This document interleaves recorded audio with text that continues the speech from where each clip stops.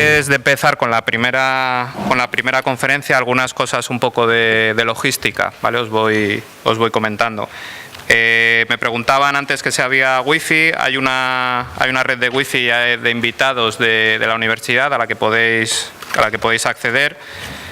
Si os parece, si vais tuiteando o vais poniendo cosas, podemos usar un hashtag común. Entonces el hashtag sería almohadilla va de Valladolid, que es VA seguridad 17, almohadilla va seguridad 17, ¿vale? Y así lo vamos compartiendo entre todos. En la carpeta tenéis el programa. Aquí se han incluido los resúmenes de las diferentes comunicaciones. La idea posteriormente es elaborar un libro de actas que se colgará en la página web y se os mandará también por correo electrónico. Los bloques de comunicaciones, la idea es hacer todas las comunicaciones seguidas y al final de cada bloque pues habrá un turno de preguntas que podéis preguntar sobre cualquiera de las comunicaciones previas. Mañana la comida comemos todos juntos aquí en la universidad, ¿vale? En la cafetería. La cafetería está en la planta de abajo, cruzáis el pasillo hacia el otro lado. Si habéis entrado desde el parking del otro lado, pues estáis ahí más cerca. Bajar, cruzar hacia el otro lado y a la derecha, ¿vale? El ticket para comer lo tenéis detrás de la acreditación. Si os dais cuenta, por detrás de la acreditación hay un ticket que pone menú y eso es lo que vamos a utilizar para comer. Cosillas así. Se van a grabar en vídeo tanto las ponencias como las mesas redondas y se subirá también a la página web. Ahí sí que es importante cuando haya preguntas que utilicéis el micro, ¿vale? Porque si no eso no va a quedar registrado. Y luego un par de ratas que hemos visto en el libro de resúmenes y pedir disculpas. Una es, hay una comunicación, que en la comunicación no aparecen los autores, que son Darío y Jesús, pero bueno, en el horario sí que vienen, pero cuando aparece la comunicación ahí no viene el autor. Lo corregiremos para el libro de actas, ¿vale? Y luego cuando habla de los presidentes de las federaciones, pues que yo soy el presidente de la Federación de Castilla y León, ¿vale? Que se ha quedado ahí cortado. Y por mi parte, nada más. Cedo la palabra a Alberto y os presenta al primer ponente. Buenas, Luisma, ¿qué tal? Buenas tardes a todos y antes de pasar con la primera ponencia, agradecer en nombre del Comité Científico de Symposium pues a todos los que habéis hecho el esfuerzo de presentar alguna comunicación y que seguro que son de gran agrado en estas dos jornadas. Me ha tocado, me han pedido que presente a Luis Manuel González, que es el ponente en la parte de menores y quizás casi hasta me agrada especialmente porque es el jefe de la Unidad de Inspección de Juventud de aquí de Castilla y León y con el que pues me toca lidiar en los campamentos muchas veces y demás. Y bueno, lleva muy centrado en la ley de juventud desde que se aprobó ya en el 2002 y comentaros que desde mi experiencia o lo que yo puedo saber es una ley que se está adaptando de forma continua. Entonces, bueno, pues le pedimos que viniera y que nos contase un poco, ya que es una legislación que pensamos que es importante en cuanto a la seguridad con menores y que en otras comunidades autónomas no se está llevando a cabo. Entonces, bueno, pues para que nos cuente un poco todo ese proceso desde el 2002 hasta este 2017, cómo va evolucionando la ley, para qué sirve o qué mejoras ha introducido en el tema de actividades con menores. Y sin más, pues dejo.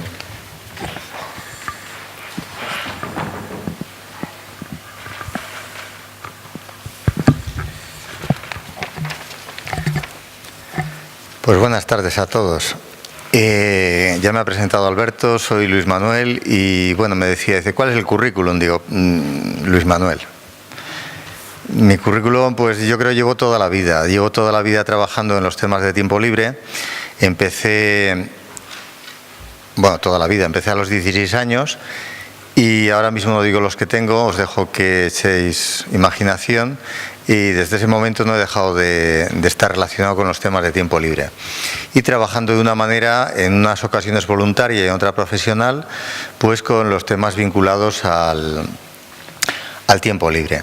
En todo este proceso he vivido pues un montón de situaciones distintas, muy heterogéneas, relacionadas con la seguridad. De todas las formas, si yo tuviera que elegir un momento, elegiría un momento de hace un par de meses, bueno, algo más de unos meses, del mes de junio de este año, cuando dejé a mis chavales, tengo 2 chavales, en el autocar para irse de campamento.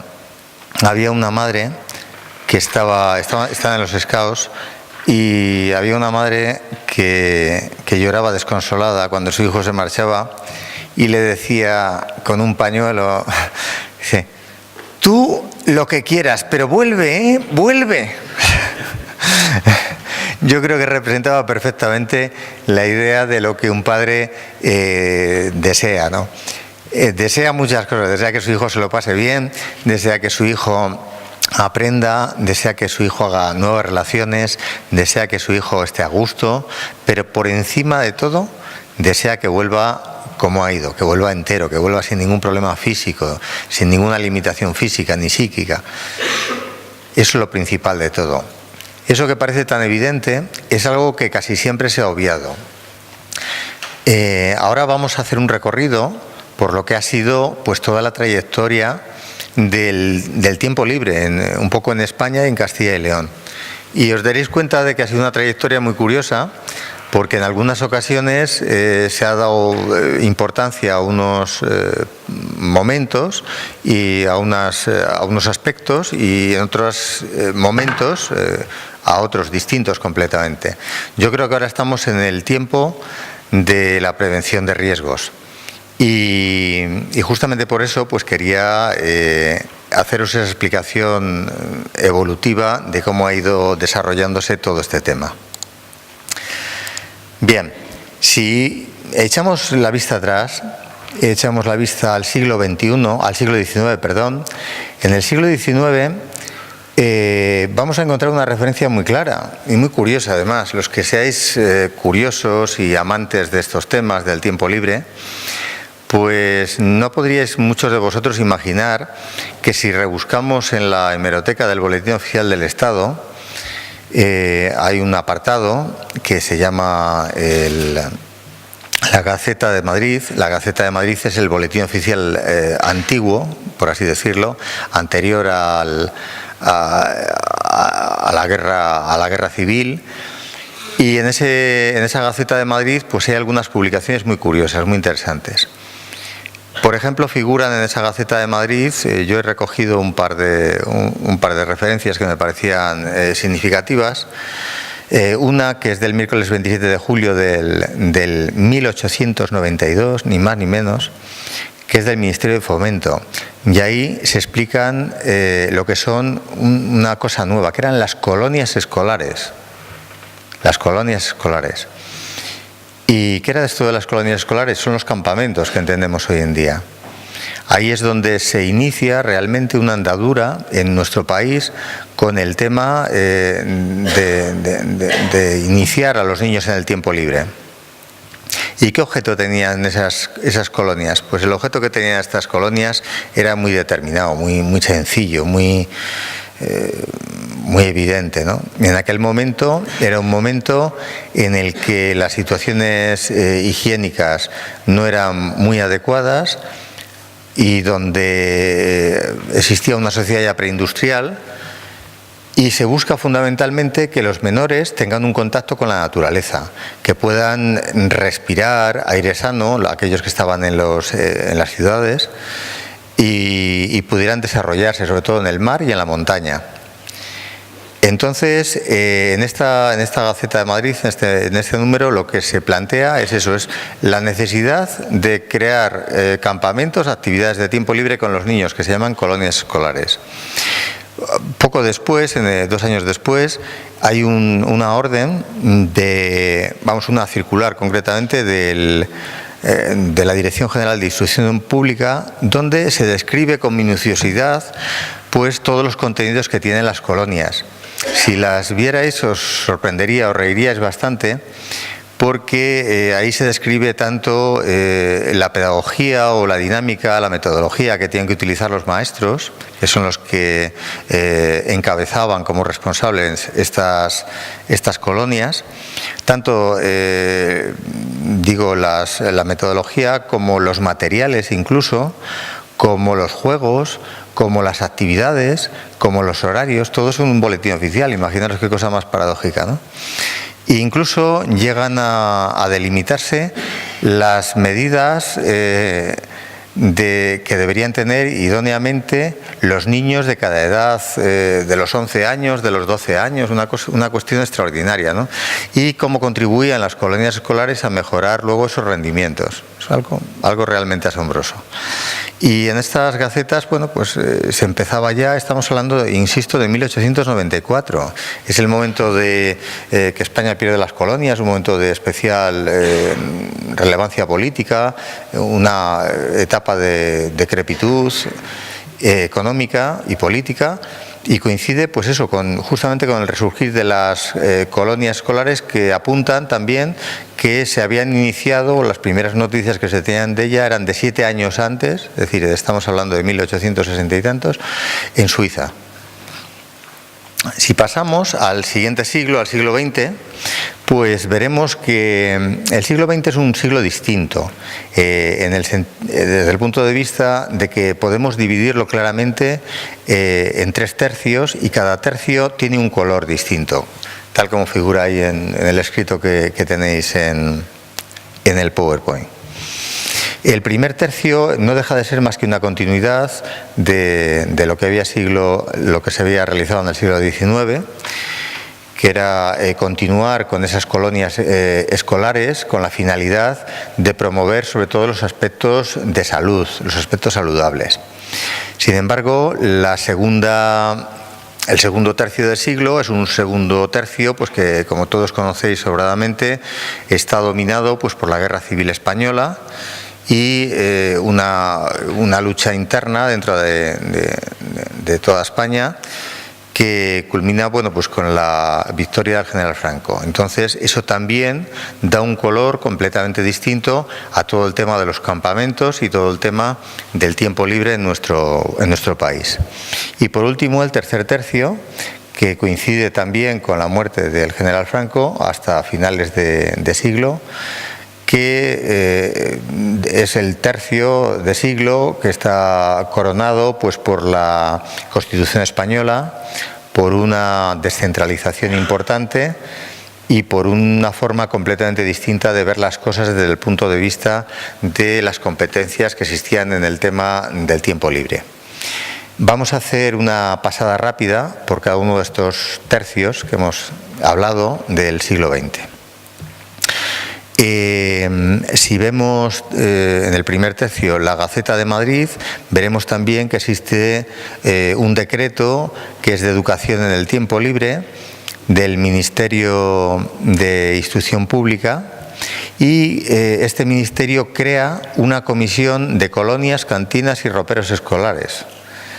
Fijaros que estamos hablando del año 1935, estamos hablando de la República.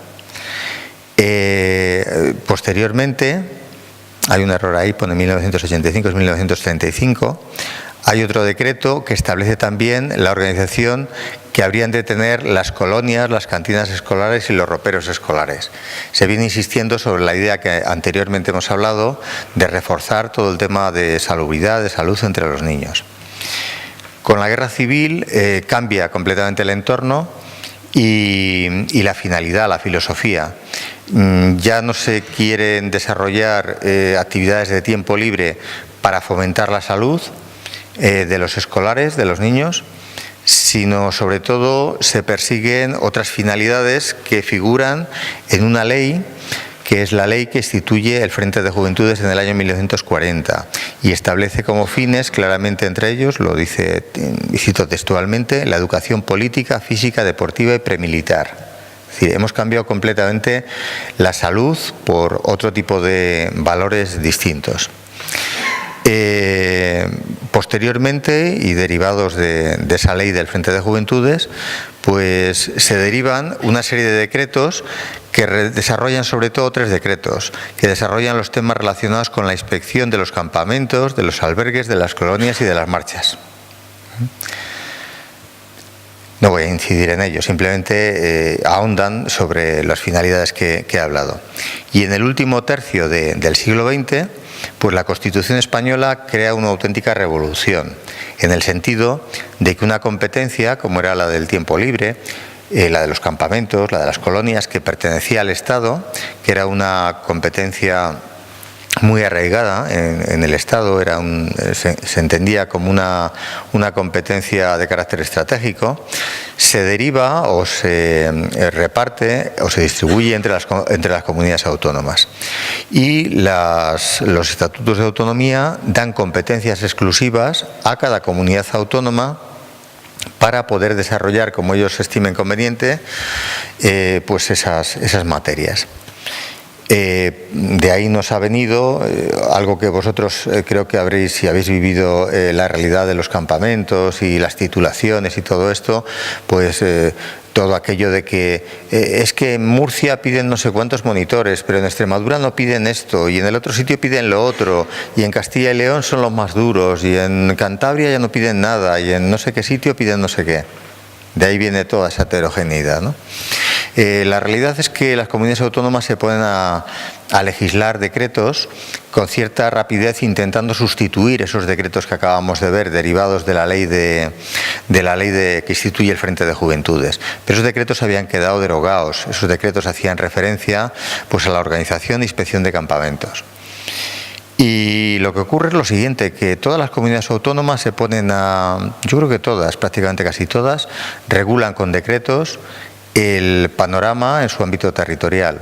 Unos exigen un parámetro de monitores que hace falta que vayan con los niños a las actividades, otros distintos, unos exigen unos seguros, otros no los exigen. Y lo realmente trascendente fue que en el año 97 el Gobierno de Aragón pues decide sacar a la luz una normativa, un nuevo decreto, para renovar la normativa que tenían, que había quedado obsoleta, y piden consulta a otro tipo de organismos distintos de la comunidad autónoma, y entre ellos al Justicia de Aragón. Y cuando el Justicia de Aragón contesta el requerimiento que le habían hecho, pues contesta de una forma contundente y le dice al Gobierno de Aragón, que intenta promulgar un nuevo decreto, que el decreto que está intentando promulgar es nulo de pleno derecho. Y es nulo de pleno derecho porque no tiene la fundamentación previa de una ley. Quiero decir con esto que las leyes son las normas que establecen los derechos y las obligaciones, y no los decretos. Si una ley previamente no ha establecido un derecho y una obligación, un decreto difícilmente puede desarrollarlo. Simplemente tiene un carácter, digamos, de apoyo, de refuerzo, un carácter orientativo, vamos a decirlo así, por ser benévolo, por no ser tan cruel como el Justicia de Aragón, que decían que eran nulos de pleno derecho. Entonces, claro, esta cuestión pues pone en entredicho no solamente el decreto que se intentaba regular en ese momento en Aragón, sino todos los decretos que existían en ese momento en toda España, que estaban todos ellos sin el soporte de una ley que diera cobertura pues a una serie de obligaciones y estableciera también sus derechos correspondientes, ¿no? Esto crea un cierto malestar, un cierto revuelo en algunas comunidades. En Castilla y León se empieza a debatir algunos temas relacionados con juventud de forma muy intensa y se reorganiza el tema de juventud afianzando una idea. Y la idea es que es necesario sacar adelante una ley que realmente ponga una base firme sobre los derechos y sobre las obligaciones que deben derivarse pues, de todas las actuaciones que tienen que ver con los jóvenes. De ahí nos viene que en el siglo XXI ya tengamos en Castilla y León, y me voy a circunscribir al espacio ya de Castilla y León, la ley nuestra que tenemos en vigor actualmente, que es la Ley 11/2002 de Juventud de Castilla y León, que en su momento fue pues todo un boom porque imaginaros una administración que había tenido un decreto, pero ese decreto estaba en entredicho, nunca se habían tomado medidas sancionadoras respecto a lo que imponía o a lo que establecía ese decreto, y había habido pues una situación pues muy poco ejemplarizante. Después de que se hace esa ley, en el año 2003 ya se desarrolla el primer decreto, que ese sí que está fundamentado en la ley, que la ley establecía ya, y la ley había dejado claro, que hacían falta unas medidas de seguridad. Se hablaba por primera vez en una legislación que hacía referencia a los menores de medidas de seguridad destinadas a los menores, de una forma clara. Y el decreto viene a desarrollarlas. El decreto 117/2003 viene a decir que todas las actividades de tiempo libre en las que participen menores es necesario que exista siempre una evaluación de riesgos con carácter previo. Eso supuso un antes y un después. ¿Qué pasó entre el año 2002, que se promulgó la ley, y el año 2003, octubre de 2003? Pues bueno, fue una etapa simplemente de asimilación, no ocurrieron grandes cosas, no se requirieron documentos nuevos ni nada por el estilo a nadie, ¿no? Sin embargo, la siguiente etapa, que fue del decreto que hablamos del 117/2003 a la primera orden que salió regulando todos los riesgos, que fue nada más ni nada menos de que 4 años después, fijaros, desde que se hace un decreto hasta que sale una orden pasan 4 años. Alguien podría decir, pero bueno, ¿y cómo es posible que pase tanto tiempo si normalmente hay muchas veces que salen las cosas en cascada? Pues salió de forma tan paulatina para ir dando tiempo para que la gente se fuera adaptando. Y entonces se dejó un tiempo para que incluso primero los coordinadores de las actividades empezaran a hacer evaluaciones de riesgo y las hicieran a su manera. No había ninguna metodología, era una tierra salvaje. Se pedía, cuando ibas a un campamento, dame la evaluación de riesgos, y el coordinador te daba la evaluación de riesgos, y con que en la tapa pusiera evaluación de riesgos, al inspector le servía. Posteriormente, o paralelamente mejor dicho, se iban formando los primeros grupos de monitores de nivel, que eran los responsables de realizar en el futuro las evaluaciones de riesgo de todos los menores que participaran en esas actividades. Es decir, se empezaba a recorrer un camino en varios frentes. Y por otro lado, la gente iba, yo creo que teniendo un poco la conciencia de que en un determinado momento, que era cuando entraba en vigor esa orden, pues ya hacía falta, era imperioso el que existiera una evaluación de riesgos, tal y como marcó la primera orden de evaluación de riesgos que se hizo, que fue la 951 en 2007, que se aprobó el primer sistema de evaluación de riesgos de actividades juveniles de tiempo libre. En esa orden, pues bueno, ya se establecía una metodología clara, había una metodología definida, no muy definida, pero bastante definida. Pasamos de un ideal, de un concepto de la seguridad, a una metodología. Fue un paso importante. Y con esa orden hemos venido funcionando durante bastantes años. Esa orden nos ha traído también mucha experiencia. Hemos aprendido muchas cosas en estos años, desde el año 2007 hasta el año 2016, que se ha renovado. Hemos aprendido muchas cosas. Hemos aprendido, por ejemplo, que esa metodología era una metodología que era buena metodología, pero no era lo suficientemente buena, porque podría ser muy mejorada, como todas, como la que hay ahora, puede ser también mejorada. Y aprendimos dónde estaban los fallos. Un fallo le vimos claramente en que había una heterogeneidad clarísima o una subjetividad también clarísima en todas las personas que habían realizado los cursos o la formación y desarrollaban pues luego su evaluación de riesgos. era completamente distinto que alguien hubiera desarrollado la evaluación de riesgos con una determinada línea de profesores o con otra determinada línea de profesores. Unos tenían un resultado y otros tenían otro, que no eran contrapuestos, pero tampoco iban de la mano. Entonces se iba imponiendo cada vez más el que existiera una metodología uniforme, que es lo que hemos culminado el año pasado en una metodología que intentamos que sea lo más homogénea posible. Por otro lado, en esa época, entre una orden y otra orden, pues se ha formado una cantidad importante ya de monitores de nivel, de titulados de nivel. En este momento tenemos cerca de 1000 monitores de nivel ya en Castilla y León, es decir, 1000 personas que están capacitadas para poder hacer evaluaciones de riesgo tal como establece la normativa en Castilla y León. Y luego, bueno, pues deciros que el año pasado se aprobó esta metodología y, como siempre, pues bueno, pues tarda un tiempo en implementarse, en que funcione correctamente. No es sencillo y es una cuestión que gradualmente se va a ir imponiendo, pero bueno, pensamos que está funcionando de una forma relativamente aceptable. Luego os contaré un poco con más detalle cómo ha ido evolucionando. En la actualidad estamos en una etapa de cambio. Se están actualizando titulaciones de juventud que tienen que ver también con la seguridad de los menores.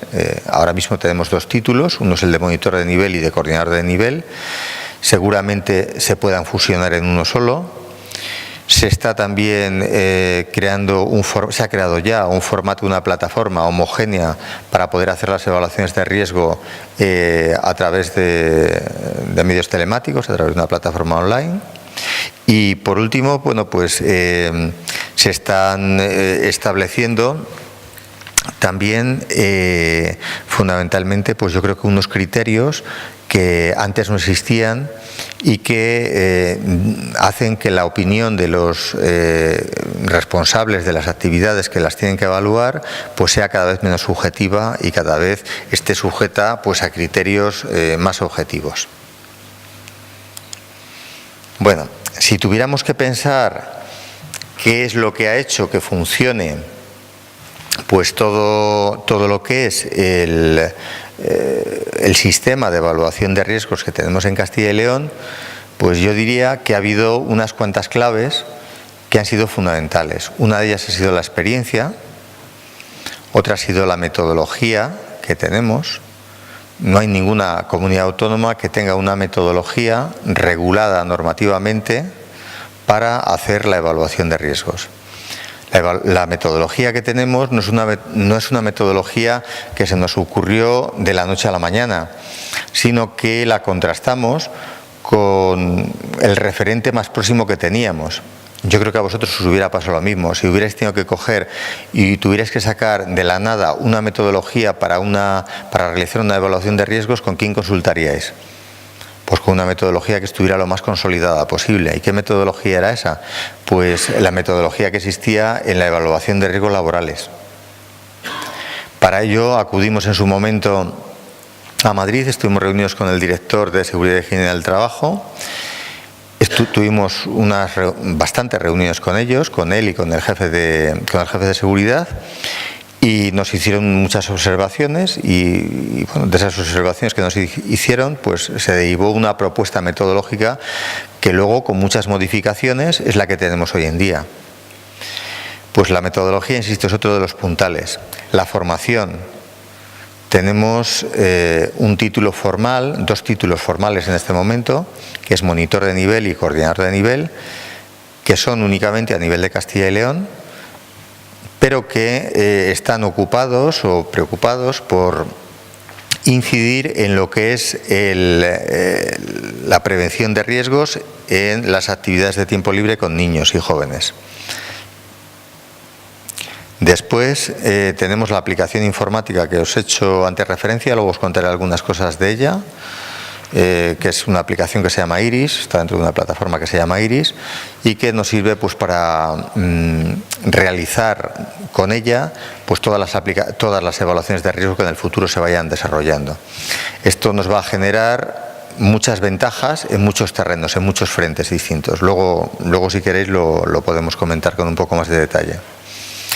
Otra herramienta importante que tenemos para apoyar todo el tema de la seguridad de los menores es el tema de las instalaciones juveniles. Tenemos una instalación estrella que yo no sé si la conocéis, La Roca, en Palencia, que es el Centro de Prevención de Riesgos en actividades de tiempo libre.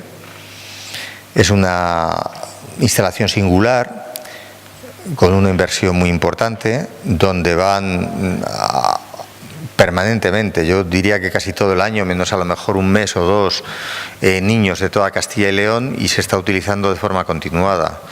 Van a desarrollar actividades lúdicas con una condición. Y la condición es que los monitores les tienen que enseñar las medidas de seguridad de todo lo que hagan. Y luego tenemos también otra herramienta más, y la otra herramienta que tenemos es la inspección. Es una herramienta coercitiva, pero es una herramienta necesaria. Hay colectivos con los que sabemos que están sobradamente, han demostrado sobradamente pues, su preocupación y su interés por todos estos temas y su implicación, y hay otros colectivos que desgraciadamente pues no ocurre lo mismo con ellos. Entonces, pues lo mismo que ocurre con los conductores y con la Guardia Civil, pues nos ocurre en este terreno. Es necesario, es importante, pues que exista un grupo de personas que se dediquen a controlar pues la calidad de las inspecciones. Son funcionarios que tienen una formación determinada y que, pues que controlan una parte del volumen de actividad que se hace en Castilla y León, que es una actividad muy grande. Lo he comentado ya muchas veces.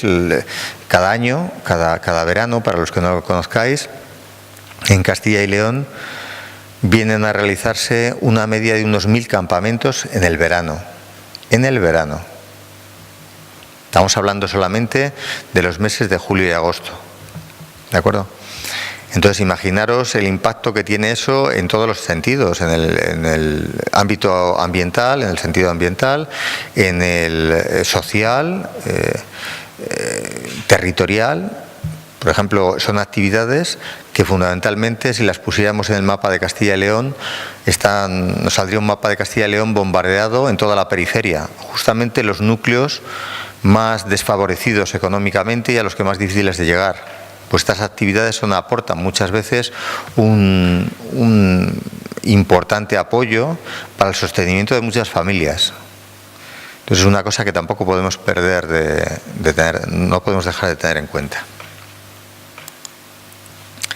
Bueno, si empezamos a hablar de la experiencia, detallando alguno de estos apartados, yo os diría lo siguiente. Castilla y León es la única comunidad autónoma que tiene regulada normativamente pues, el tema de la prevención de riesgos para el colectivo infantil y juvenil, y llevamos ya 15 años trabajando en ello, ¿no? Se han realizado tareas de inspección, yo creo que bastante abundantes durante todo este tiempo. Hemos realizado cada año entre 200 y 250 inspecciones por cada campaña, lo cual nos arroja casi un total de unas 3.000 inspecciones desarrolladas. Eso nos da muchos datos de lo que está pasando, de lo que está ocurriendo y de lo que no funciona bien en Castilla y León, y de lo que funciona bien también. También, por otro lado, se han formado, como decíamos antes, 1000 titulados de nivel. Se han creado la infraestructura que hemos dicho antes de La Roca. Se ha establecido una metodología compartida y se han creado modelos de formularios que han desembocado luego en un formato pues, de una aplicación electrónica que es bastante curiosa. En cuanto a metodología, deciros que la evaluación de riesgos de lo que estamos hablando es un manual realmente de autoprotección adaptado a cada campamento, o al menos eso es lo que pretendemos, que cuando los chavales, los menores, se van de campamento, de actividad de tiempo libre, tengan realmente un manual adaptado a sus necesidades, a los riesgos que pueden tener en ese campamento. No a un campamento en abstracto, no a un campamento de montaña o a un campamento de snorkel o a un campamento de tal o de cual. No, no, al campamento al que va Juan Martínez Pérez, a ese campamento, y que dura del 15 al 18 y que es distinto porque resulta que en ese campamento hay un niño con silla de ruedas. Pues para ese campamento queremos tener un manual especial. Ese es nuestro ideal. Nos tienen que ayudar a conseguirlo, lógicamente, luego las personas que organizan el campamento aportando los datos y las personas que lo evalúan. De hecho, la clave de las nuevas evaluaciones de riesgo es que los evaluadores se dediquen fundamentalmente a investigar las cuestiones específicas que tiene cada campamento. Os he dicho un niño que va en silla de ruedas. Pues bueno, adáptame a alguna actividad, no alguna, todas las actividades en las que pueda participar ese niño en la silla de ruedas y qué tiene que hacer, qué cosas hay que hacer. Eso tiene que venir en ese manual. Aquí en este esquema tenéis un contenido, bueno, pues de lo que lleva cada evaluación de riesgos. Es una introducción, una descripción de las actividades que se van a desarrollar, que eso lo hace propiamente el organizador de la actividad. Es decir, si yo soy el cura párroco de una iglesia, de una parroquia, pues metería, si soy el responsable del campamento, metería los datos de las actividades que voy a hacer, las meto en la aplicación. Y luego el responsable de evaluar, que es el monitor de nivel, haría la evaluación sobre lo que me ha dicho pues el párroco.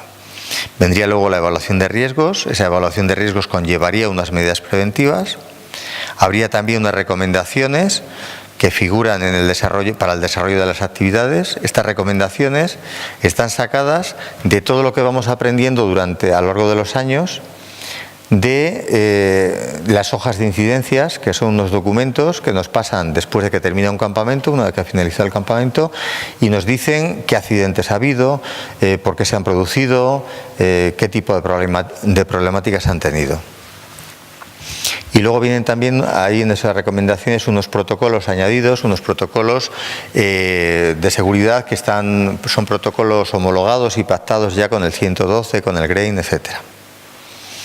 Y por último, las evaluaciones de riesgo suelen tener una parte que son anexos que están sobre todo centrados o derivados para que salga de la propia aplicación, les pueda generar pues un pequeño manual para que los monitores de nivel, para que los monitores de tiempo libre, puedan desarrollar sus actividades, etcétera, etcétera.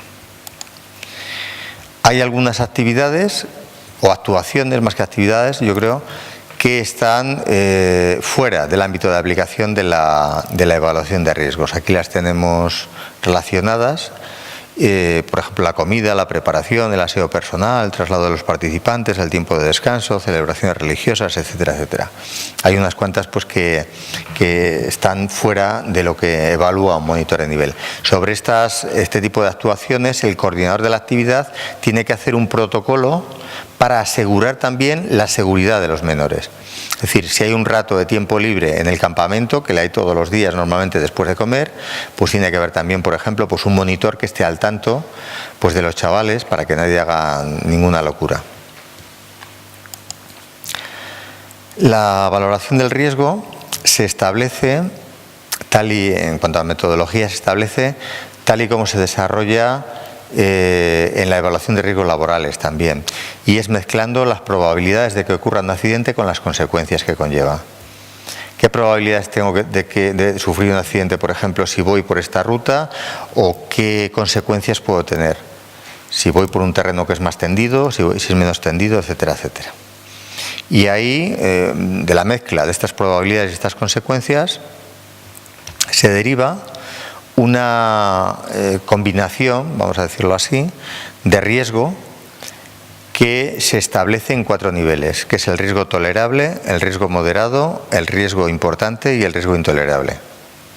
Y en función de cada uno de esos riesgos, pues también hay una serie de medidas preventivas y consecuencias. ¿Veis? Aquí, por ejemplo, según se vaya mezclando las consecuencias y las probabilidades, pues nos va dando también pues una serie de riesgos. Cuando el riesgo es tolerable, por ejemplo, el riesgo final es tolerable, pues no hace falta, o sea, los propios monitores de tiempo libre son los que se encargan de esas actividades, pero si el riesgo, por ejemplo, es importante, pues hace falta que exista un monitor de nivel que esté al frente de la actividad, observando que se cumplen las medidas preventivas que están establecidas en la evaluación de riesgos. Es un tema también controvertido. Se ha hablado en alguna ocasión de eliminar la posibilidad de que tenga que estar presente el monitor de nivel, porque a lo mejor no era necesario, y al final, bueno, pues se ha optado por dejarlo así. En cuanto a formación, os decía antes que se han creado dos perfiles claramente definidos, que es el de monitor de nivel y el de coordinador de nivel.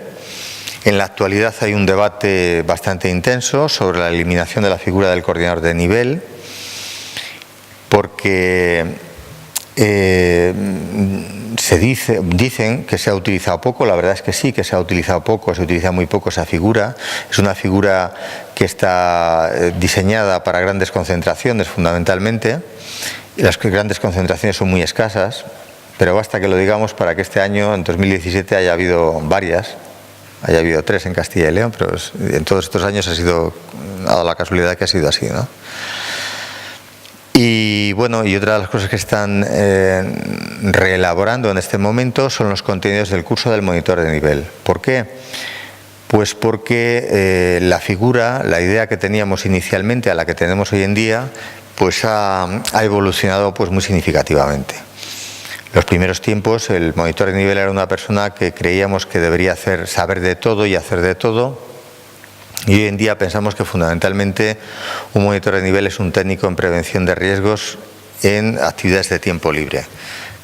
No tiene a lo mejor que saber de todo, sí que tiene que saber cosas, bastantes cosas, y si no tiene que saber estar asesorado por alguien, y si no, no debe hacerlo. Pero no tiene la necesidad o la obligación de como se planteaba inicialmente, pasar, pues yo qué sé, por una tirolina, pasar por un puente mono, pasar por un montón de condicionantes. Otro aspecto que también está sometido a debate en el momento actual es el tema de los denominados expertos. Un tema que además afecta a las federaciones de montaña, afecta a muchos colectivos. El experto es una figura que se creó con la normativa para reforzar aquellos aspectos en los que el monitor de nivel estableciera que hace falta pues un refuerzo necesario. Si alguien dice que va a hacer un barranco, pues el monitor de nivel lo primero que debe advertir es que eso no lo puede hacer cualquiera. Eso tiene que haber algún tipo de especialista que controle de la materia y que sepa. No solamente basta con el material y basta con la buena intención y con las ganas, sino que hace falta alguien que controle.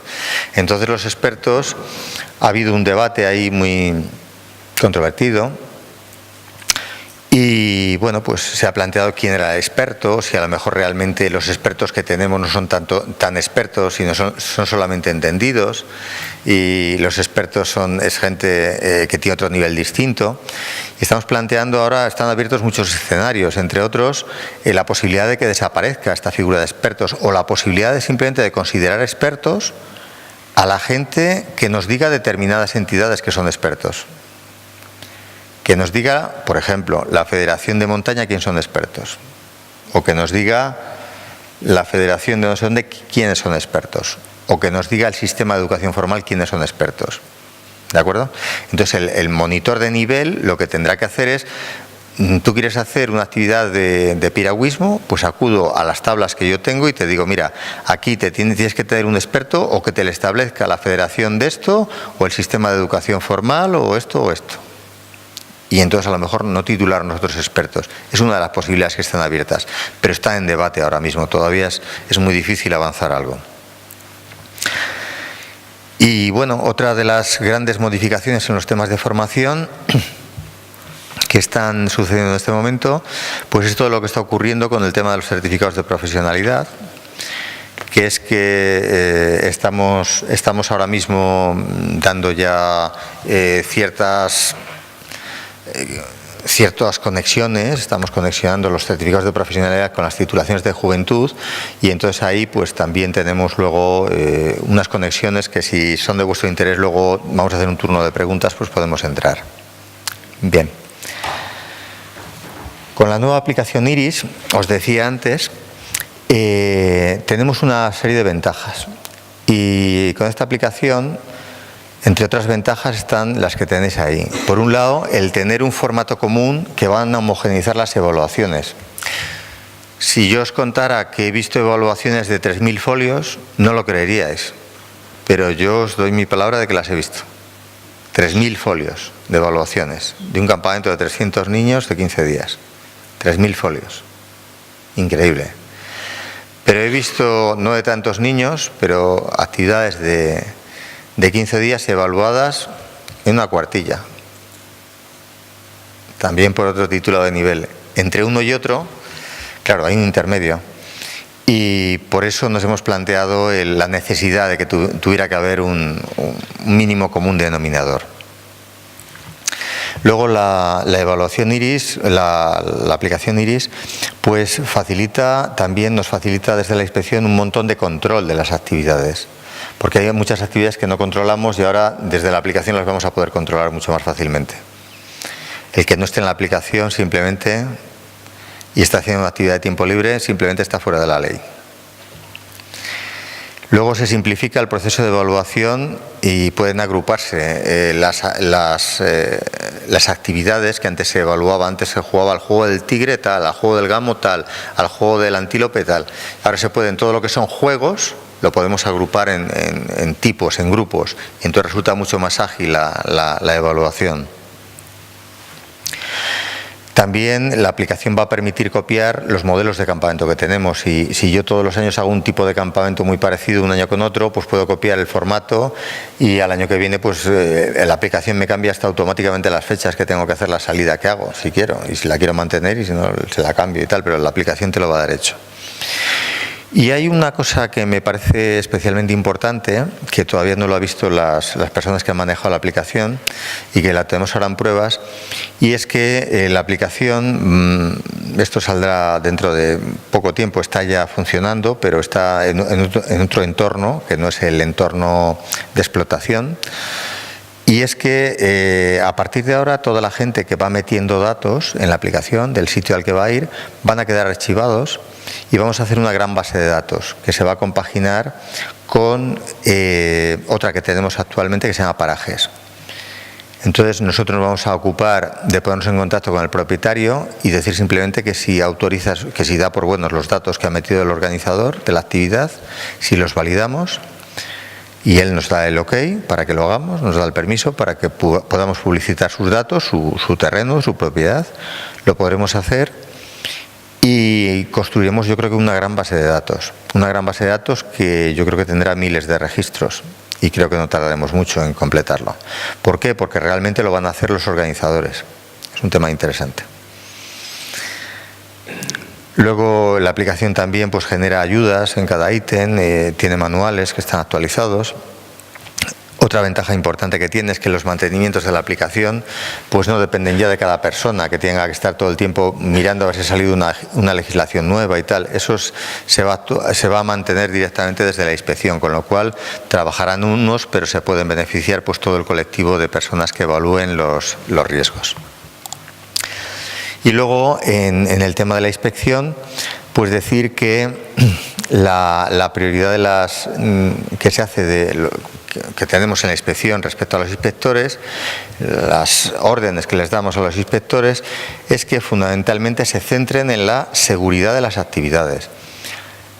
Somos bastante benévolos con los temas de papeles. Si te falta un papel que tenías que tener y tal, te dejamos normalmente un plazo para que subsanes, para que lo repongas, para que lo puedas volver a presentar. Pero cada vez es menos tolerante con los temas de seguridad en las actividades. Estamos intentando cambiar el modelo de inspector. Anteriormente había un modelo de inspector que, como os decía, hace un tiempo llegaba y veía la carátula evaluación de riesgos y decía, vale, lo tienes, si te pongo la X ya lo tienes. A otro inspector que va a meterse dentro de la materia y va a preguntar en qué consiste cada actividad y qué medidas preventivas conlleva cada actividad. Y comprobar si las medidas preventivas que se están desarrollando se corresponden realmente con lo que la evaluación de riesgos pues tiene establecido. Esa es un poco la clave que estamos intentando desarrollar. Ahora mismo los inspectores, yo este año ya con varios que he estado, ya vamos a los campamentos y una de nuestras primeras preguntas es ¿qué actividad tenéis esta tarde? Pues una marcha. ¿A dónde? Pues al pueblo. Vale. ¿Qué medidas preventivas tenéis? Y entonces el coordinador te las cuenta. Vale. Y a continuación nos vamos y llamamos a 3 monitores y se lo preguntamos. ¿Qué medidas preventivas tenéis para esta tarde? Esta y esta. ¿Se las habéis contado a los chavales? Sí. Llamamos a 3 chavales. Venir. Oye, ¿os han contado esto? Sí. Vale. Está todo correcto. ¿De acuerdo? Entonces estamos cada vez mucho más, tenemos un trabajo mucho mayor en esa tarea, en ese sentido, ¿no? Estamos intentando también que las evaluaciones de riesgo sean públicas. Queremos que los padres conozcan las evaluaciones de riesgos y hacer cómplices a los padres de las evaluaciones de riesgos y que sean los padres los que también pregunten a los monitores sobre las evaluaciones de riesgos. Y le digo, oye, que el otro día fuisteis al pueblo y me ha dicho mi chaval que ibais ahí sin chalecos, de reflectantes ni historias de estas. Y yo he leído que en la evaluación de riesgos, pues lo pone, que lo tenéis que tener. Queremos hacer, insisto, al padre cómplice de todo esto, porque son los mayores interesados. Y luego hemos iniciado una práctica que yo creo que ha sido muy interesante, y ya con esto voy terminando, una práctica en la inspección que está funcionando muy bien. Y es la siguiente, es que las personas que están haciendo las prácticas del curso de monitor de nivel, pues desarrollen sus prácticas en la inspección, una parte por lo menos en la inspección. Entonces está resultando, hasta ahora el volumen el grado de satisfacción, mejor dicho, es muy elevado. Tenemos, pues yo me atrevo a decir ahora, no, vamos, sin temor a equivocarme, que el grado de satisfacción está por encima del 90% de las personas que en este momento han desarrollado las prácticas, ¿no? Y estamos intentando que los monitores de nivel acompañen a los inspectores a ver cómo se desarrollan las medidas preventivas o cómo se ejecutan las medidas preventivas en los campamentos, cómo se ponen en práctica. Y también a que den charlas y a que den pequeñas píldoras formativas a los monitores cuando van a los campamentos, a visitar los campamentos. Y bueno, fundamentalmente este es el recorrido de lo que quería plantearos. Yo creo que me he ajustado más o menos, ¿no? Si queréis dejamos 10 o 15 minutos y si queréis hacer alguna pregunta. Abrimos un turno de preguntas por si alguno queréis preguntar algo.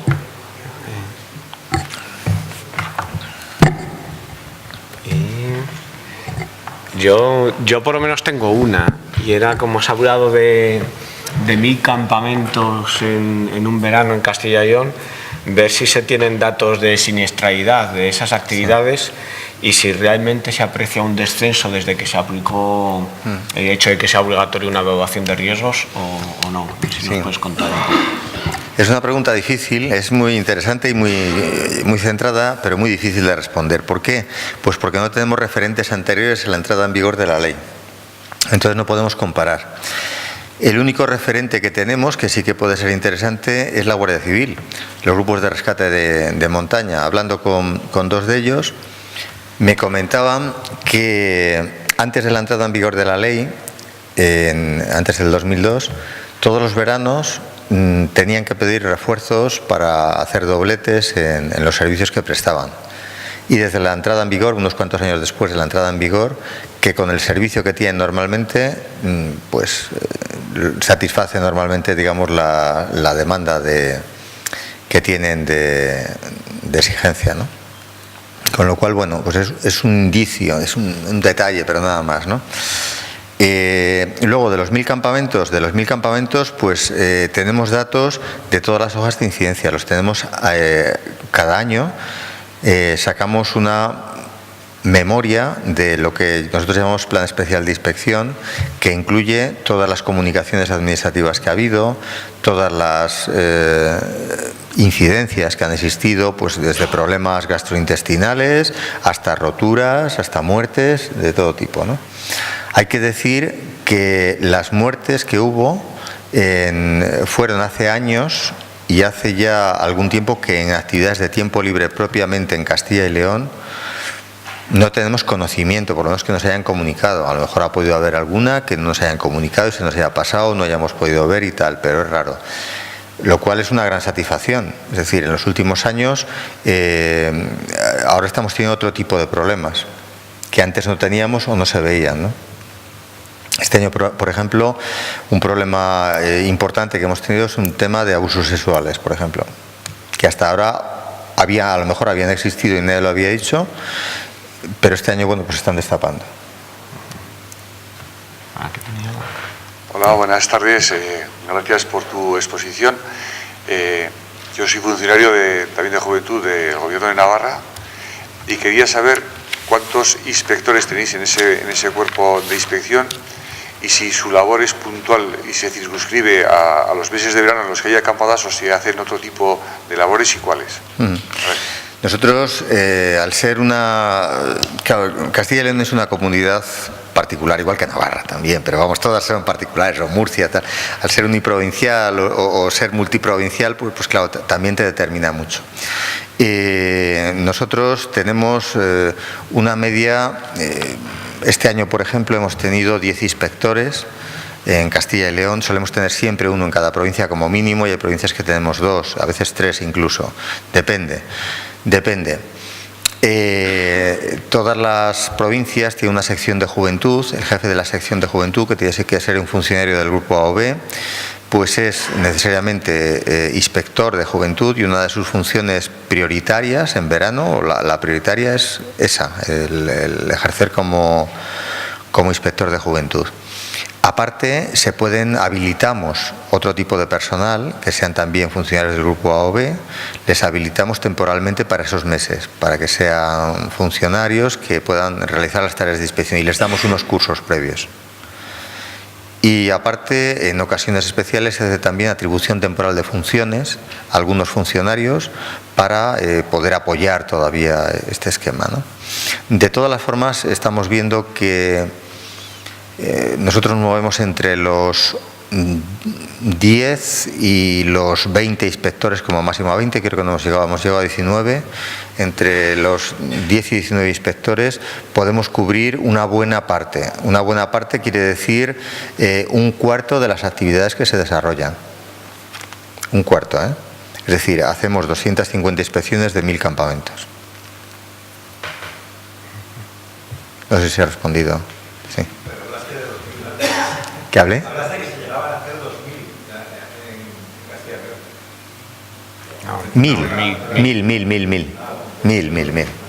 1000. Lo que pasa es que, bueno, voy a echar piedras contra lo que acabo de decir, pero no importa, porque realmente te he mentido. Hay muchas más de 1000. Hay muchas más. Claro, no, todavía peor. Yo estoy contando, te estoy dando, cuando doy una cifra de 1000, son 1000 campamentos que tienen normalmente pues entre las 7 y las 15 pernoctaciones. Es decir, lo que es un campamento. Pero luego hay campamentos que tienen menos de 4 pernoctaciones o que no tienen pernoctaciones, los famosos campamentos urbanos, que son incontables. Seguramente duplicarían, triplicarían esa cifra. A lo mejor tenemos 3000, 4000 en total, ¿eh?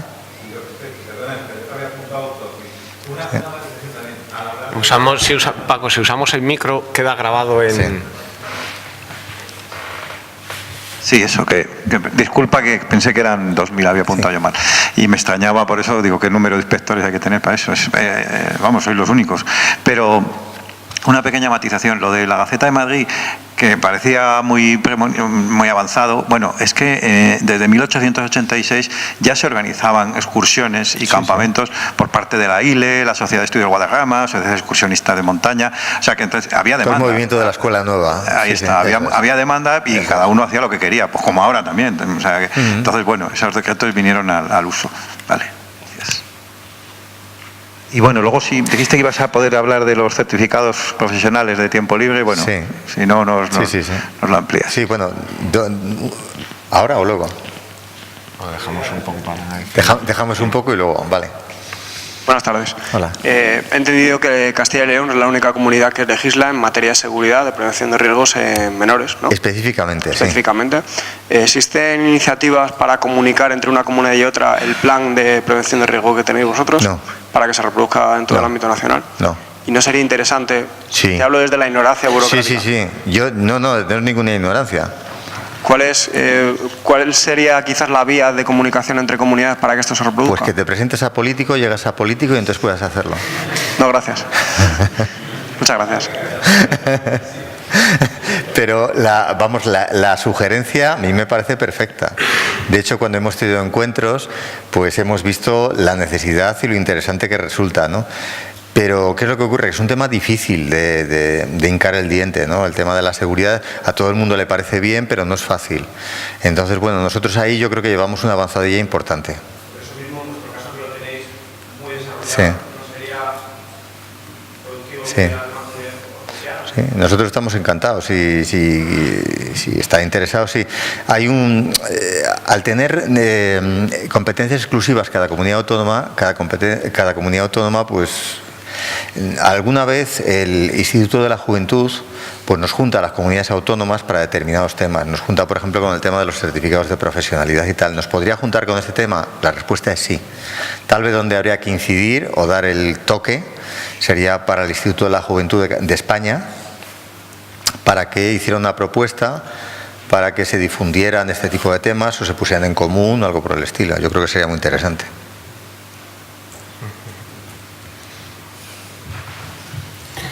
Pues si nos comentas de forma muy rápida cómo estaba evolucionando con el tema de los certificados profesionales, a ver, con eso terminamos. Este es un tema muy espeso, pero bueno, el tema de los certificados de profesionalidad. Estamos intentando que todas las personas primero, el certificado de profesionalidad, de dinamización y de dirección, hoy en día no se exige, no se obliga en ningún sitio a tenerlo para poder ejercer. Punto número 1. ¿Se exigirá en el futuro? Previsiblemente sí. Y entonces el que quiera trabajar contratado como monitor o como coordinador se le pedirá. Hoy no es el momento todavía. ¿Qué se pide ahora mismo? Pues se pide el título de monitor de tiempo libre y coordinador de tiempo libre que imparten las escuelas de tiempo libre y que titula pues, la Dirección General de Juventud, el Instituto de la Juventud. Bien. Entonces hay dos vías en este momento abiertas. La vía del título de tiempo libre y la vía del certificado. Estamos intentando que permanezcan y que vivan las dos vías, pero que se creen puentes entre una y otra, puentes de comunicación. ¿Vale? Los reales decretos han establecido unos mínimos comunes para toda España. Eso no les podemos saltar. Entonces estamos ahora mismo viendo a ver cómo podemos entendernos pues para poderlo hacer de la mejor manera posible. Y eso ya depende de cada comunidad autónoma. Nosotros aquí en Castilla y León yo creo que lo estamos haciendo moderadamente bien, en el sentido de que nos hemos entendido bien con el órgano de empleo. Estamos haciendo ahora unos cursos masivos, como no se ha hecho ningún otro en España tampoco, de asesores y de evaluadores, que son personal que luego va a asesorar y a evaluar a todas aquellas personas que tengan el título de monitor de tiempo libre y que quieran obtener el certificado de profesionalidad directamente. ¿Vale? Estamos haciendo un curso dirigido a ellos para 3.000 de estas personas que lo han solicitado, darles salida en el plazo de tiempo más breve posible. Eso por un lado. Y por otro lado, estamos trabajando en una especie de fontanería o de ingeniería interna dentro de de la Junta de Castilla y León para que toda la mecánica de los certificados de profesionalidad la podamos gestionar desde el Instituto de la Juventud y consigamos que cuando se apriete el botón de título de monitor de tiempo libre salga el monitor de tiempo libre y el que quiera saque el certificado de profesionalidad. ¿De acuerdo? Estamos intentando, por decirlo de una manera extremadamente simple, ¿vale? Ahí, una muy rápida. Que uno de los problemas ahora es lo de los abusos sexuales. ¿Tenéis también controlado y regulado los certificados de antecedentes y todo eso? Sí. ¿Está también automatizado y todo se gestiona correctamente y se exige? Tenemos ahí, hay un problema con la normativa. Los servicios jurídicos han hecho una consulta y es que pedimos el certificado de delincuentes sexuales, de antecedentes de delincuentes sexuales y entonces pues la ley actual no prevé el plazo de vigencia del certificado. Es una de las claves, porque claro, yo le puedo haber sacado hace 5 años y haberme convertido en un depravado terrible hace unos meses, ¿no? Entonces digo, con el certificado y me puede valer para toda la vida, según eso, ¿no? Entonces nos han contestado que al no establecerlo la propia ley, que son las distintas materias de las administraciones que trabajan con menores, las que lo van a establecer en cada momento. Por ejemplo, la ley de educación lo establecerá para los maestros, la de juventud lo establecerá para los monitores y demás, etcétera, etcétera, ¿no? En el caso de la de juventud, dice que tiene que haber certificación negativa actualizada, dice literalmente. Y cuando hemos hecho la consulta, asesoría jurídica nuestra, nos dice que actualizado quiere decir que sea del año. Es decir, si tú vas a trabajar en 2017 tienes que tenerlo del 2017 el certificado. Por lo menos, bueno, jugamos a lo mejor con unos meses de diferencia, pero no más. Vale, gracias. Muy bien, pues para terminar y despedir a Luis Manuel, pues yo me quedo con 2 cosas. Una es la petición que a través de estos encuentros, en especial y Symposium, pues salga la petición a otras comunidades autónomas si realmente lo creéis conveniente, que puedan llegar a aplicar o equiparar la legislación en materia de juventud. Y algo que ya llevamos hablando muchas veces desde la Federación y en este caso Juventud en Castilla y León es que buscar la manera de intentar que la aplicación IRIS no sea solo una base de datos para alojamientos, sino que la podamos usar los clubes de montaña también para hacer nuestras propias evaluaciones, que puede resultar también interesante. Sí. A ver, no hay ningún problema en que la pueda utilizar a nivel particular cualquier persona, siempre y cuando tenga el conocimiento para utilizarla, es decir, siempre y cuando sea monitor a nivel. Eso se puede hacer desde ya mismo, ¿eh? Y hay una sugerencia que me apunto a lo que has dicho tú, y es que hay muchos campamentos y muchas actividades, pero hay otras que se llevan desde juventud, pero hay otras muchas que se llevan desde otro área de la propia administración, de la Junta de Castilla y León me refiero, que es desde turismo.